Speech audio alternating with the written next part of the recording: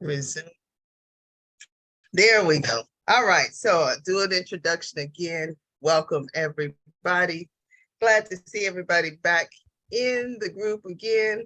We got a lot of stuff to cover today from our Module 3 review, which I will tell you when you see the recording, it is not going to be what we did.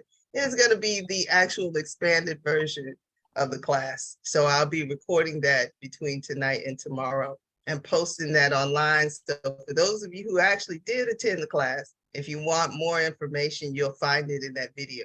I'll do the full on hour of that class with a little more detail, a little more specific information about what we talked about. And if I recall correctly, what we talked about the last time was the law of correspondence and the law of vibration, right? And the law of correspondence and the law of vibration lead us into our discussion today on the law of cause and effect and the law of attraction. Law of correspondence basically speaks to the axiom as above, so below. And that is in all things in all planes. We introduced the different planes in that particular class, and I didn't go all the way into them because there are actual 3 planes. We see them, or we say them as body or the physical plane, the mental plane, and the spiritual plane. So body, mind, and spirit are the planes of existence. And we know this even within our own selves. We know that there's the body of us, but then the body isn't all of us. There's more to us, which comes in as the mental and the spiritual component. Well, within those 3 planes of existence, we say that there are 7 additional subcategories of those planes. For example, in the physical plane, you have the material plane. And on the physical level, you also have the energetic plane. So physical embodies both material and energy. So you'll see things like soil in the physical plane. You'll see things like humans, the physical body in the spiritual plane, and many, many other things. Same too with the other planes of existence. On the spiritual realm, you have the ether, and then above the ether, there's more things. And again, you'll get all of that in the module 3 that will be posted on the Spirit Led Life YouTube page. And so then we moved into a discussion of the law of vibration and how we vibrate at all times, that even in science, we see that molecules and atoms, they're always vibrating. There is always some motion. And we talked about how lower frequency vibrations tend to look more like physical realm, more like matter, more like solid. And the higher frequency vibrations tend to look like the ether, the spiritual realm. And we were saying that in order to attract that idea of abundance that so many of us seek in life, with finances, with relationships, with self, that feeling of abundant happiness and joy, we have to vibrate on the level of spirit, because it pulls us out of the realm of the physical world where we are limited and move up to the unlimited realm where everything is possible and everyone is capable at the level of spirit. And so this awareness brings us into our next phase, which is the law of cause and effect. And so we'll move on. And as usual, I'm going to ask that if you have a question that you just can't hold, put it in the chat and I'll try to address it. But if you just have a question and you can save it for later, write it down so that you don't forget it, but save it for later.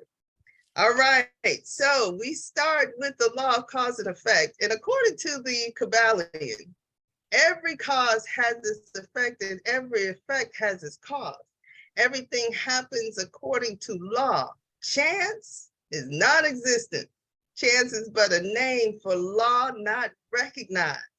There are many planes of causations, just as there are many planes of existence, as I mentioned before, but nothing escapes the law of cause and effect. Now I know that this is for me, this is probably one of the most powerful laws there is. Because when people say they have no control over their lives, to me, I'm like, you don't realize who you are. You don't realize just how powerful you are. That nothing in your life is happening by chance or happenstance, but everything is a result of a cause that you created. And so we'll explore this notion of chance for a second, because to say that there's no such thing as chance, we need to really understand what chance is. And the Kybalion says that chance is merely an expression relating to obscure causes, causes that we cannot perceive and causes that we cannot understand. So chance is unrecognized law at work. We may not be able to go remember, right, in our consciousness, the root cause of what created where we are today, but it's always a root. There's always a root. And they say this of chance. Chance in the sense of something outside of the law, something outside of cause and effect. How could there be something acting in the phenomenal universe independent of the laws, which we say that the whole universe is controlled by these universal laws. That's why they're called universal laws. They manifest in every realm, they manifest in every possibility.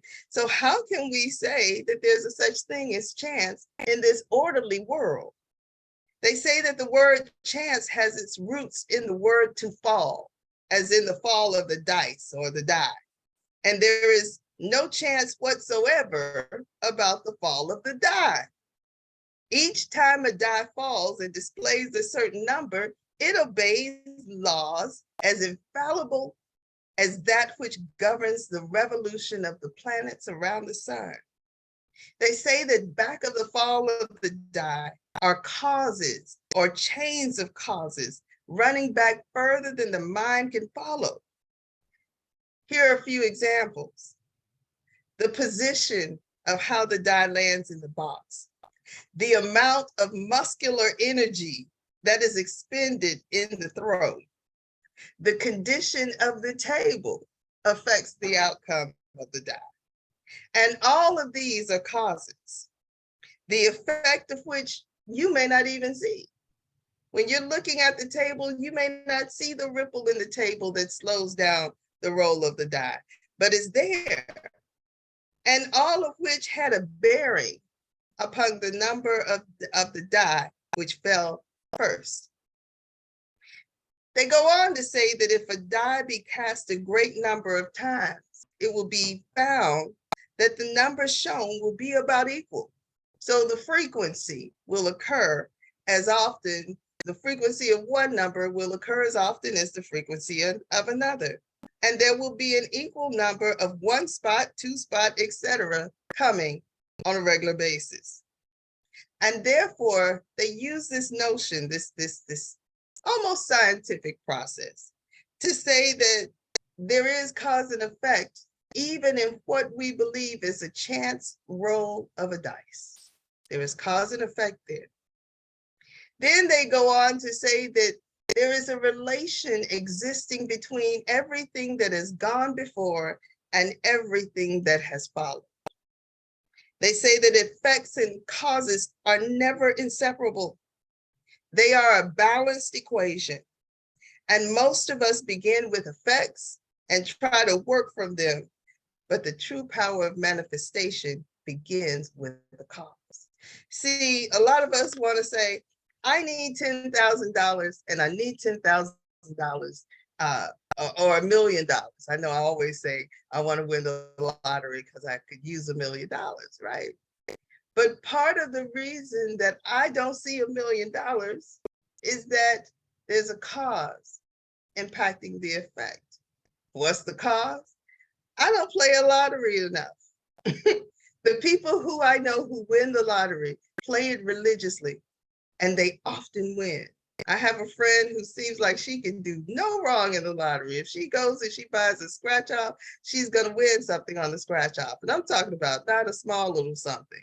You know, she often wins. Gambling is a mechanism for her. She plays at the casinos. She plays the Georgia, whatever it's called, the Georgia Cash Four or whatever on a regular basis. And she's always winning. I don't play enough. I play every now and then, on occasion. You know, there is no logic or no rhyme or reason to my play, right? Now, there are some folks who go and they go on a particular day and they might win, but even that is a chance, because if you put $1, say in the little ticket machines that they have at Publix, and you get a ticket out and it's a winning number, there was a cause to that too. The cause is that there were like 50 people before you who pulled all the numbers so that the one time that you actually go, that ticket is there and available.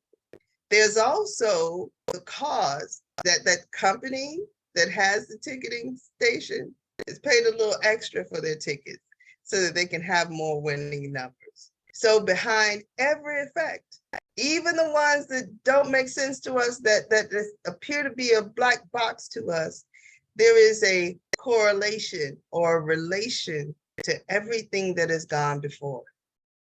They also go on to say that the law of cause and effect is the basis to karma, that you will reap what you sow, that although we often look at karma in relation to lifetimes, how we look at lifetimes might actually impact our present day karma. For me, I often feel like childhood was a lifetime ago, but I'm actually reaping either the rewards or the punishments of some of the things that I did as a child. Think about it. Some of us got straight A's through school, right? And so we reap the benefits later on of those straight A's, like college scholarships and being able to go to the right, to better colleges, et cetera. I won't say there's a right college. But then there are those of us who didn't get straight A's in school and we had to go to the college that accepted us. And so we don't have that network of, say, you know, Bill Gates and the Donald Trump and the Obamas. We don't have that network of people around us because they weren't a part of our college experience, right? All cause and effect, all in relation to our karma and how we're experiencing this moment. They go on to say that not only is cause and effect in action in our own personal lives, but cause and effect is in action in the universe as a whole. That all of our thoughts, all of our behaviors and movements have an effect on the entire universe, according to this law. And when I think about this particular thought process, I instantly imagine being in a pool. And those of you who know me know that I can't swim, but I will get in the water and I can float a little bit, right?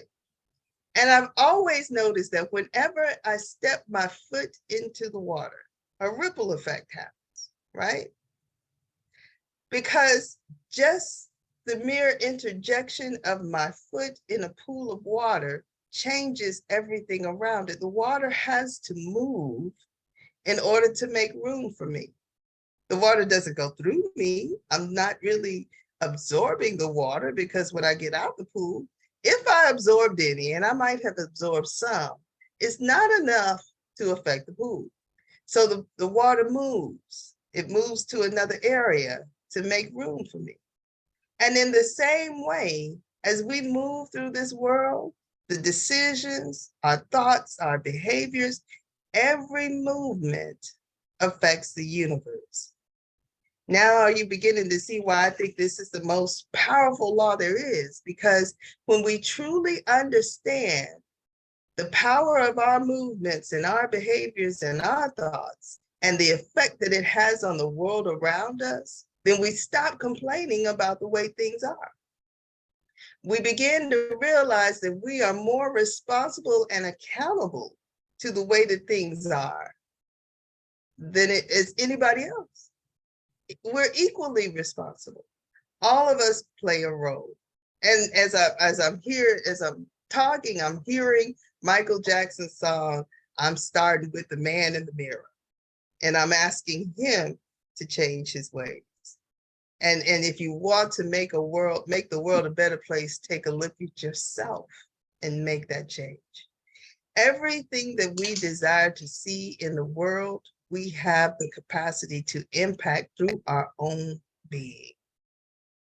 And so the law of cause and effect is where we begin to understand that and recognize it.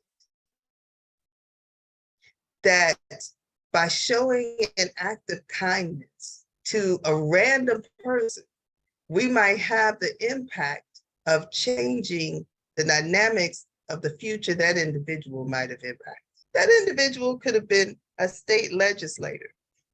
It could have been a criminal, right? Thinking to rob somebody. And because you did a random act of kindness, you could have possibly prevented that. So even the smallest gestures have a big impact.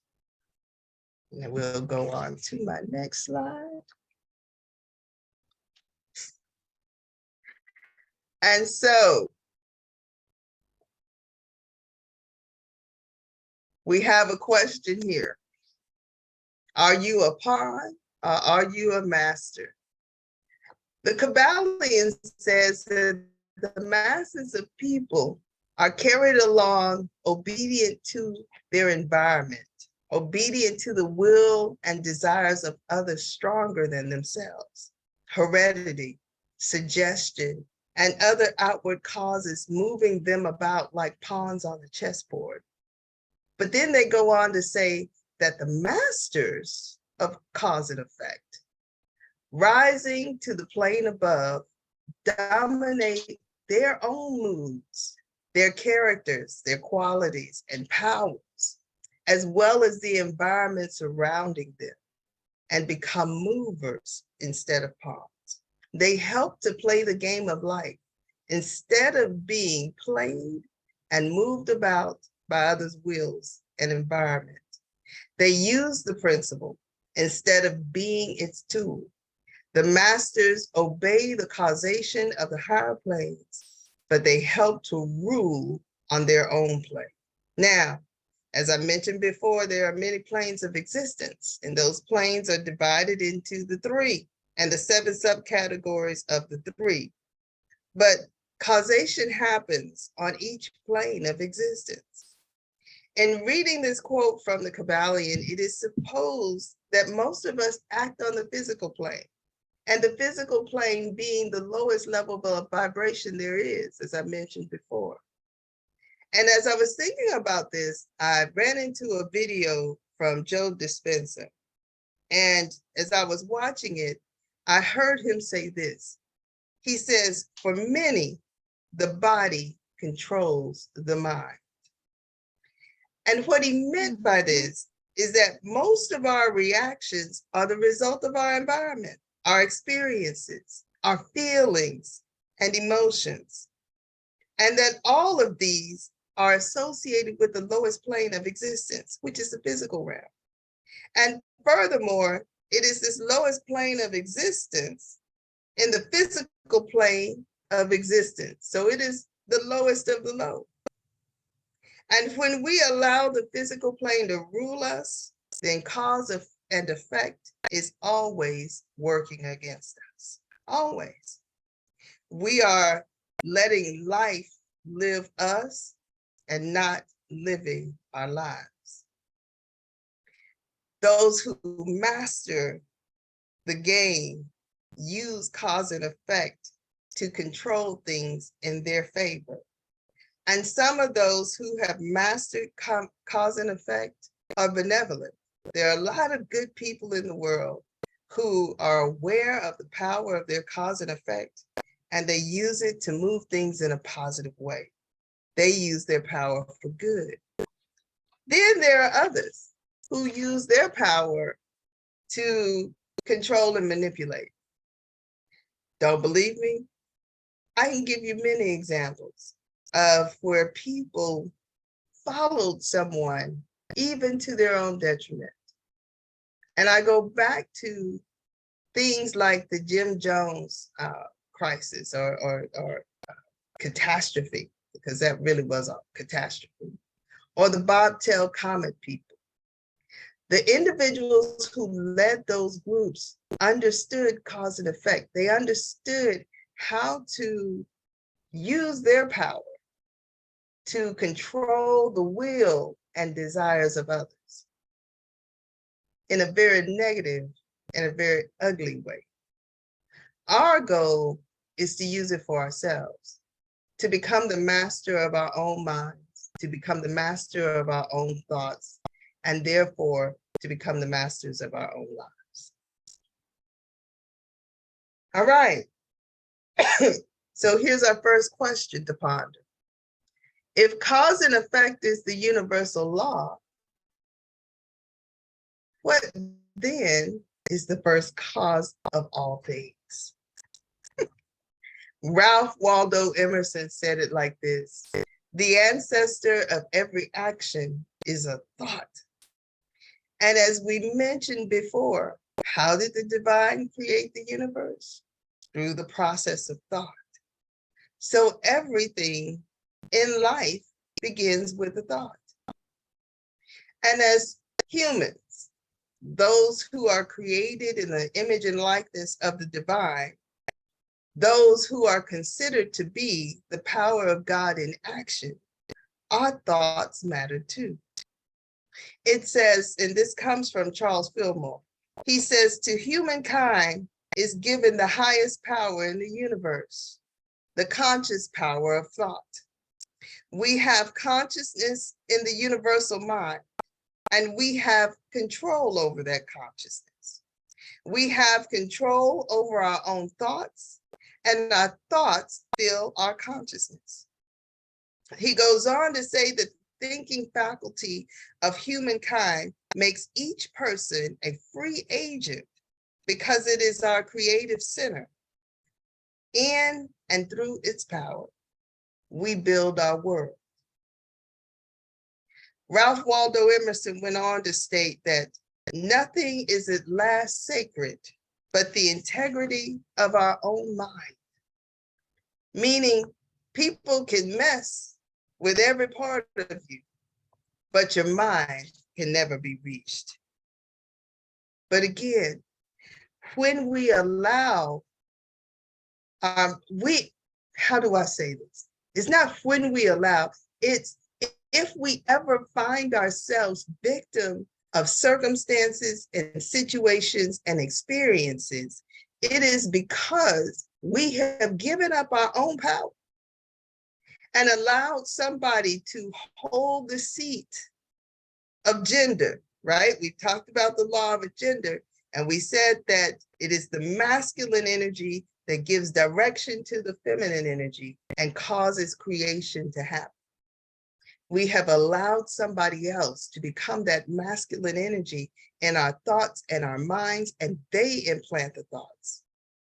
Or things and experiences implant the thoughts. As I think about the power of suggestion and the power of brainwashing and control, I immediately go to the notion of hypnosis.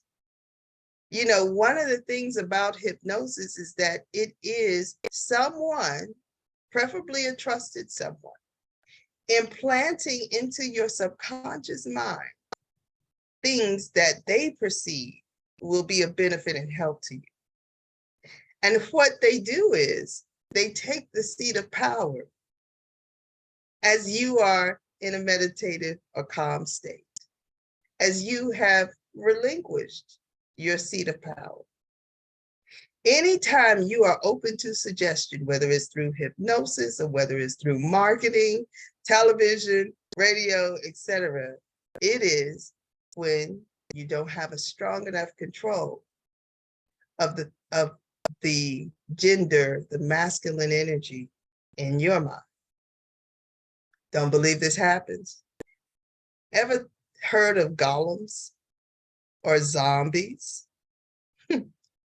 In Jewish mysticism, a golem or a golem was a vessel formed out of clay, right? Nothing but a man that's formed out of clay, that a master could control and manipulate and get to do their will. The golem had no mind of its own. It was an empty vessel. It had no thought of his own, only the thought of the master. Same thing with the zombies. Zombies, on the other hand, they're not controlled by a persona in the role of master. They are controlled by a hunger and thirst, right? If you've ever watched any zombie movies, what drives the zombies? Hunger. They want to eat. They want to eat brains. Go figure why it is that zombies want to eat brains, except that they don't have one, right? And so their desire is what drives them and propels them to keep moving, to keep walking, to keep searching. It's just their hunger. And unfortunately, these two things can very much be compared to people we know. We know zombies. We know golems. And the Bible refers to them as sheep. We know sheep. And sometimes we are the sheep, or we are the zombie, and we are the golem. And so the question becomes now, who are you going to allow to control your thoughts? Who are you going to allow to be the master? Are you going to become the master of yourself? Are you going to allow external factors to be the master? Oftentimes, I see in the workplace people who have horrible bosses, right? And those horrible bosses become the voice inside their head.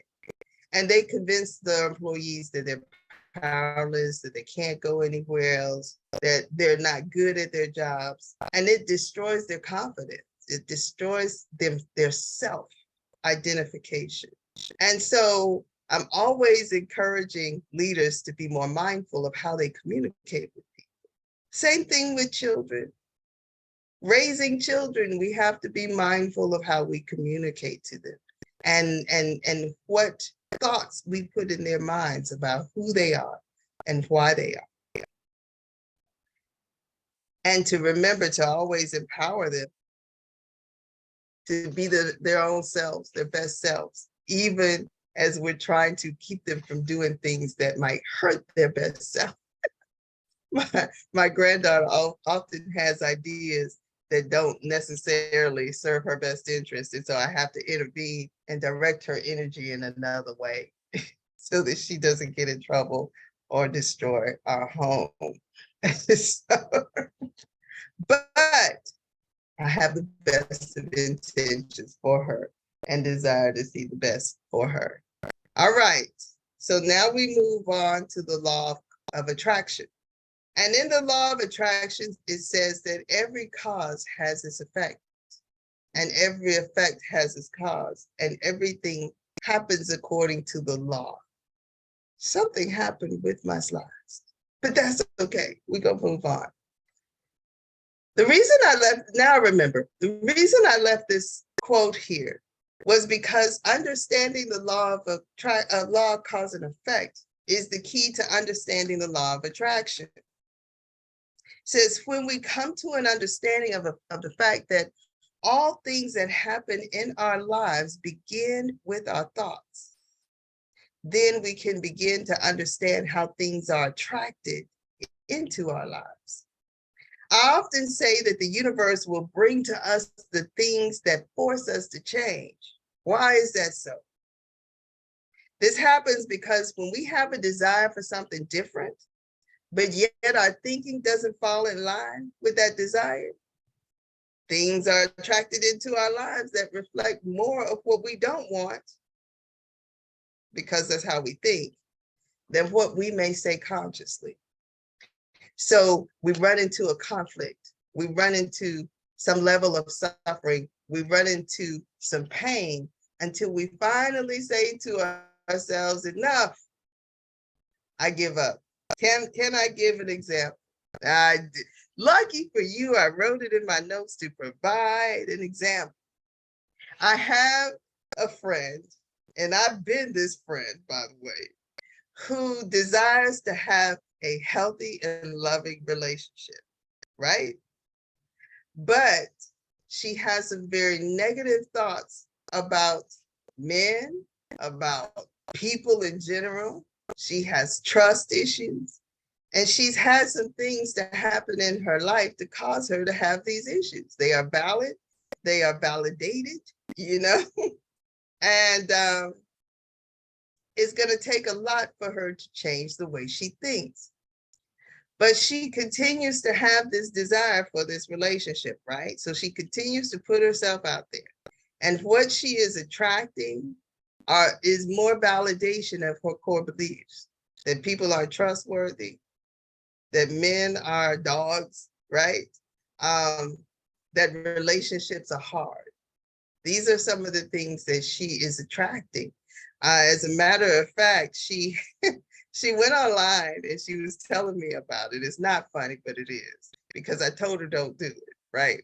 She found this guy of all the hundreds of people that you can meet online who are actually real, because there are a lot of real people online. I know a lot of people who've met their soulmates online through Match, through eHarmony, through every other website there is, right?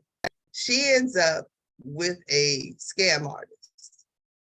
He tells her, I am currently living in Ireland. I'll be here for the next 6 months, but I would like to get to know you because I'm thinking about moving to your area, right? And so when she tells me about him, I'm like, don't do it. Don't do it. This is a setup. And she's like, no, he seems really nice. I want to get to know him. And so she pursues. And they have she's like, if he gets on this video call, then I know that he's real. And what happens? He gets on the video call. He's very handsome, and speaks very well, right? So she likes him. They continue to have this conversation back and forth for a while until the day comes where he says, could you send me $50? I'm trying to send you a package. And I'm like, I told you that was going to happen. And she's outdone. She's upset. She's like, didn't I tell you I attract dogs? All men are dogs, right? Well, I'm like, that's the thought that needs to leave so that you can begin to see the true nature of people. Does that example help, Anjana?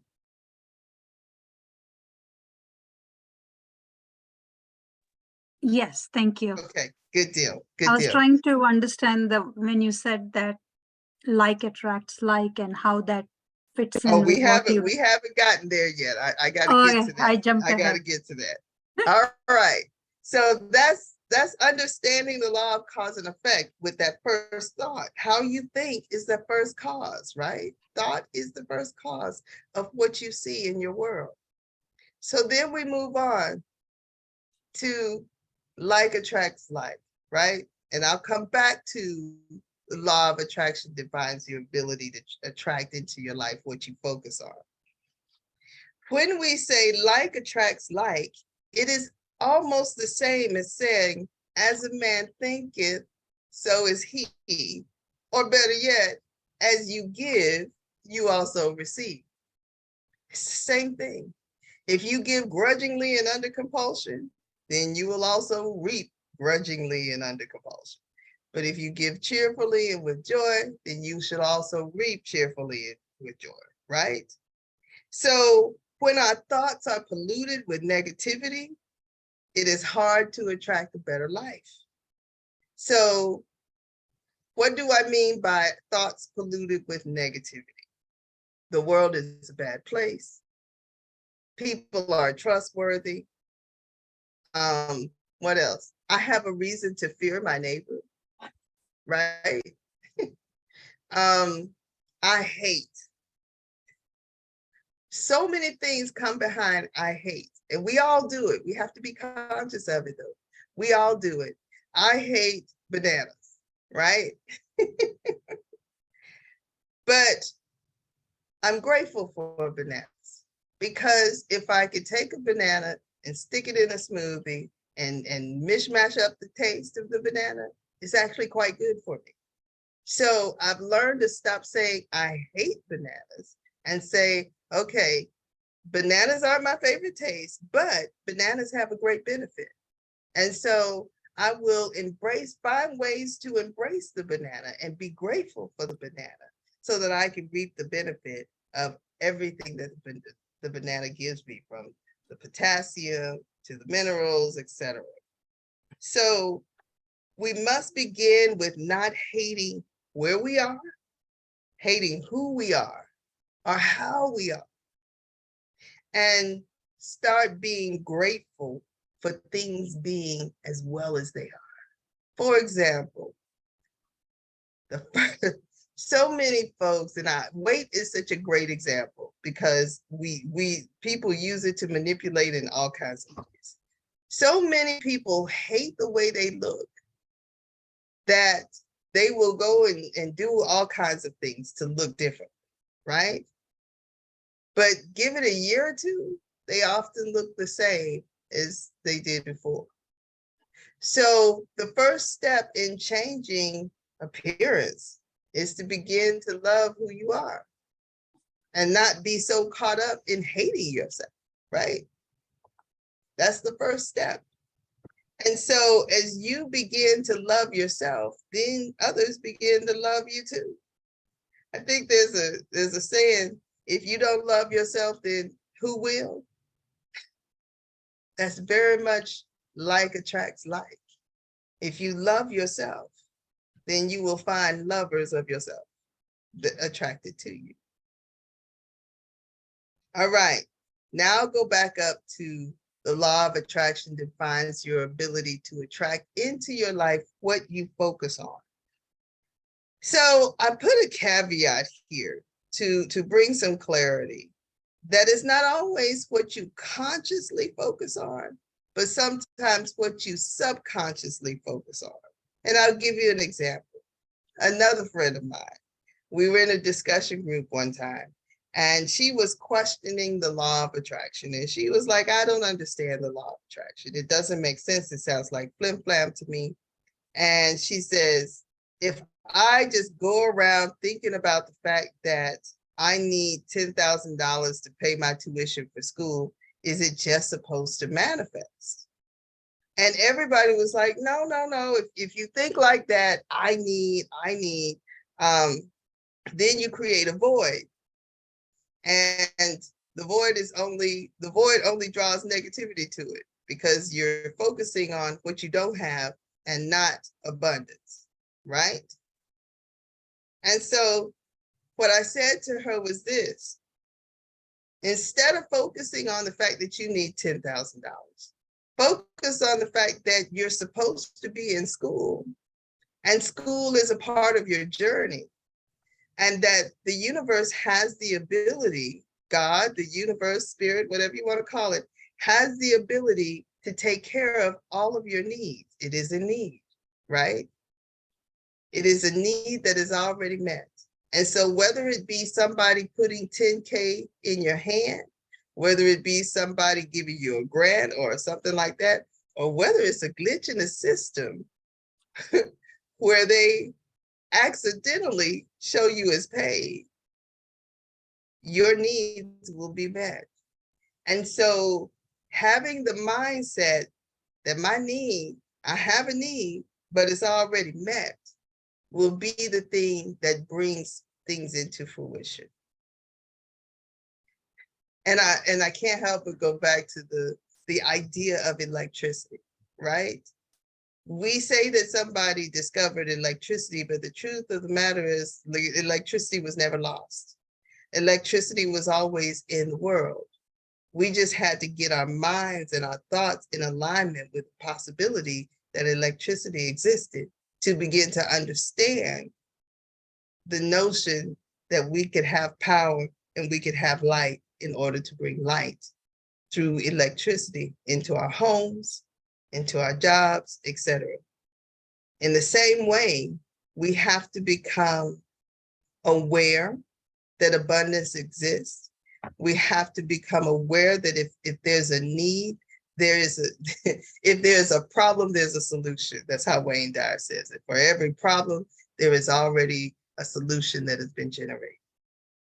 And so you have to move out of focusing on the problem and move into chasing down the solution because it's there. And you chase down the solution not with a hope, but with a certainty that it's already there, that need is already met. Then I'm going to move on to the next thing that we say about the law of attraction, and that is nature will always fill the void. To make this more plain, I'll use a parable found in the book of Matthew from Jesus. And it is the parable of the evil spirit. And it says, when a defiling evil spirit is expelled from someone, it drifts along through the desert, looking for an oasis, some unsuspecting soul it can bedevil. When it doesn't find anyone, it says, I'll go back to my old haunt. On return, it finds the person spotlessly clean, but vacant. It then runs out and rounds up 7 other spirits more evil than itself, and they all move in, whooping it up. The person ends up far worse off than if he'd never gotten cleaned up in the first place. This is creating a void. Oftentimes, when we begin to do spiritual work, when we begin to do personal growth and development work, we identify the negative, the wrong thinking, or the problem in our lives, right? And we begin to push that away. But where we miss or where we fall short in this law of attraction is what to fill it with. And it's kind of like I told my friend when it came down to dating. I asked her the question, what is it that you want from a man? What is it that you want in a man? And the first thing she says to me is, I know what I don't want. And I'm like, that's not good enough. It's not good enough to know what you don't want. You need to know what you do want and be clear about what you do want and write that down, right? So we often are running from the experience of pain, the experience of lack, but we don't know what to run to.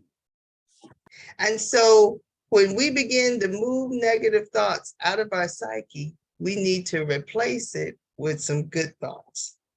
This brings me to our next slide, which is a discussion of affirmations and denials.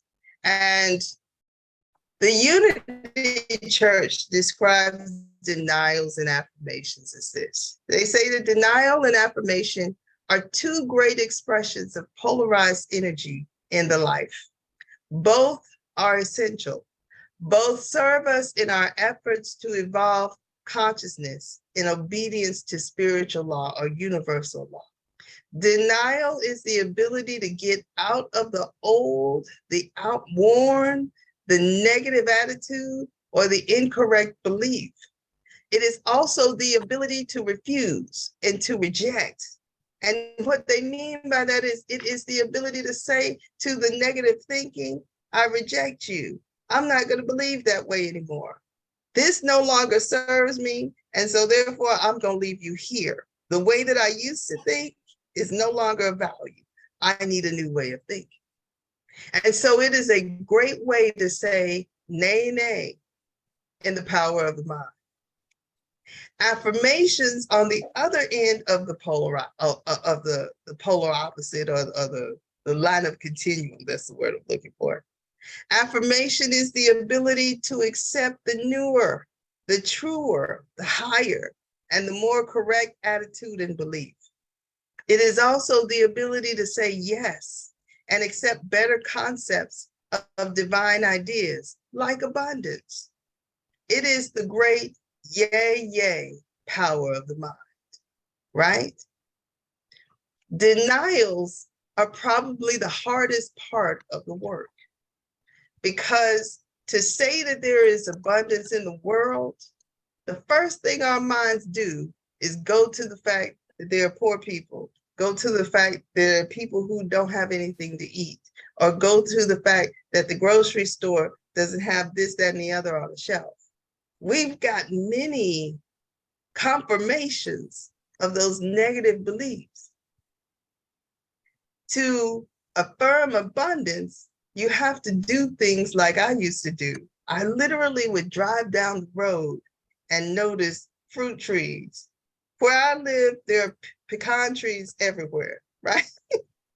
And I'm like, man, look at all those pecans just lying on the floor, going to waste, lying on the ground, rot. Imagine if somebody came and picked them up. And people do come pick them up all the time. This guy actually has this little wheelie thing that he uses in the park, because we have a park filled with pecan trees. And he just comes and he rolls that little thing, picking up all kinds of pecans, empties it out, put it in a bag, then he starts to roll again. I don't know when the last time you bought pecans, but there have been times where I have seen like a 1 pound bag of pecans cost as much as $10. So here this man is outside picking up pecans for free and potentially selling them, you know, and making a good living. All right, so we have a question. How do we wish for what we want if we should not think of what we do not want? How should we focus on what we desire? Is that not also wanting in another sense? Trying to think of how to implement this practically. Okay, I got it. How do we wish for what we want if we don't acknowledge the need, right? The way we do that is to come to the realization that the need doesn't exist, that it's already met in thought, right? We're talking about vibrating on a spiritual plane that's higher than the physical plane. Although I may not see it in the physical realm, the truth is, the absolute truth is, all things are provided on the spiritual realm. And so you've got to begin to condition your mind to the notion and the understanding that there is no lack, that there is only abundance, that there is no deficit of love, there is only love. And I'll give you a perfect example. Back to love again. Looking for relationships. Being single as long as I have, I've had to wrestle this notion of love and relationship for some time. And there was a time where I didn't know a whole lot of people in my neighborhood and things like that. And I began to feel alone, and I began to feel unloved. And so, or feel like I lacked love. So what did I do? I looked at the areas where I had plenty, right? So I began with my belief of God. My belief in God causes me to know that I'm never alone, that a whole host of ancestors, a whole host of angels, and a whole host of everything else is always with me. And whether I'm crazy or not to believe that is nobody's business but mine, right? Nobody's business but mine. I don't have to prove that to anybody. But what it did for me was that it reminded me that although I walked in places where I seemingly didn't know anybody, I had a whole group of folks behind me in the spirit, supporting me, upholding me, blocking stuff for me, moving things out of the way for me, and helping me to move along the way. All right, Vicki, don't forget to watch the recording. So that first thing is your belief. What is the belief? Then once I began to look at things in the spiritual realm and see where I was very abundantly blessed in the spiritual realm, I moved it down to the physical realm. And I said, you know what? If I ain't loved by nobody, I know my mama and my daddy love me. And then I expanded it. It was like, okay, now my mom and daddy love me, but what about my son? Oh, my son loves me. He calls me and tells me he loves me on a regular basis. Okay, more love. Then what about, oh, I have this friend and she always tells me that she loves me. And so love began to expand and expand and expand in my consciousness. And as I began to sail on the gratitude, that feeling of gratitude that I had within me for the love that I already had, more love began to come into my life, more love. And so even in the discussion of affirmation, we're talking about balancing out the negative thoughts with the positive thoughts, balancing out the belief in the lack with the actual visualization of the abundance. All of us have areas of abundance, all of us.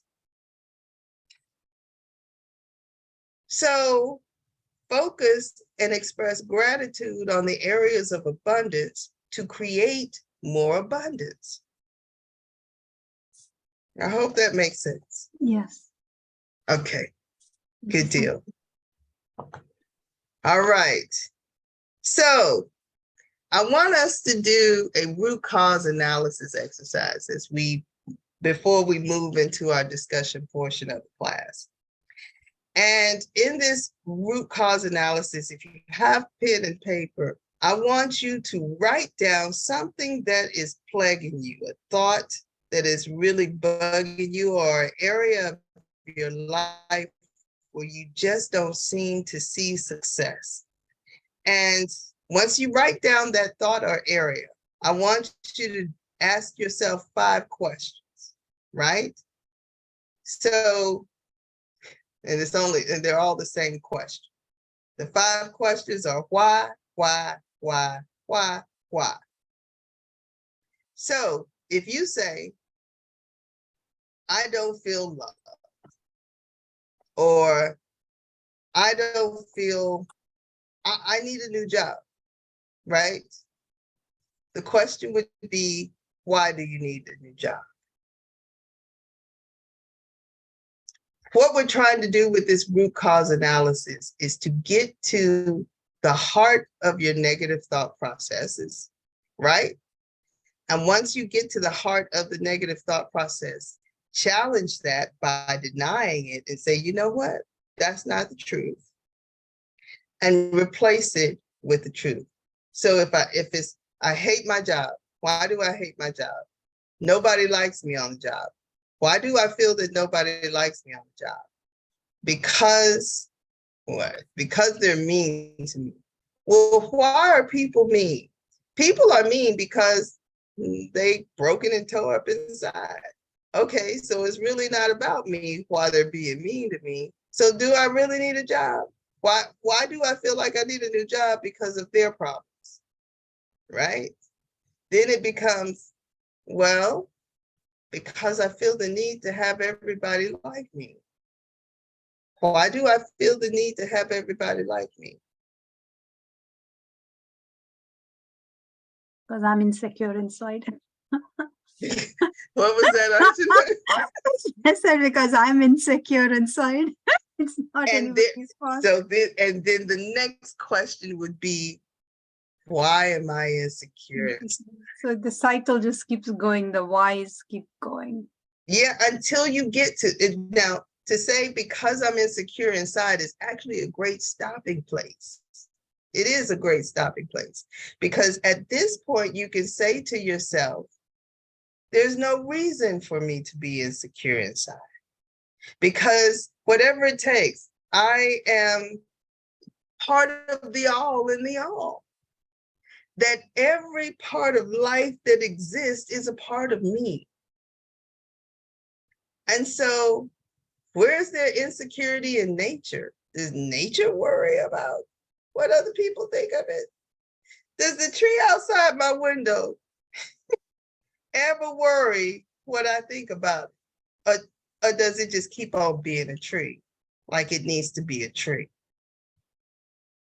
Realizing that every need it has is already met.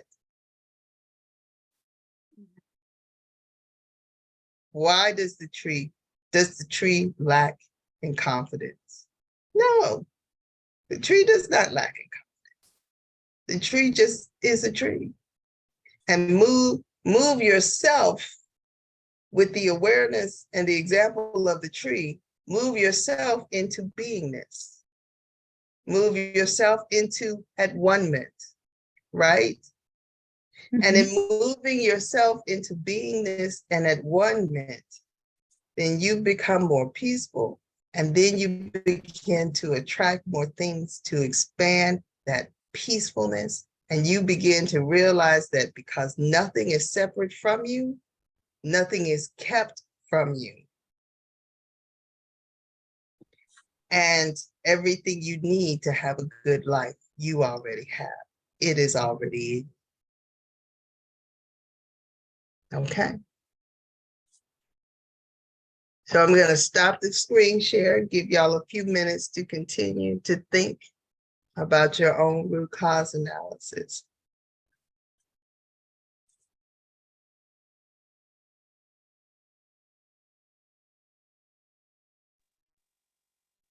Letitia, Yes.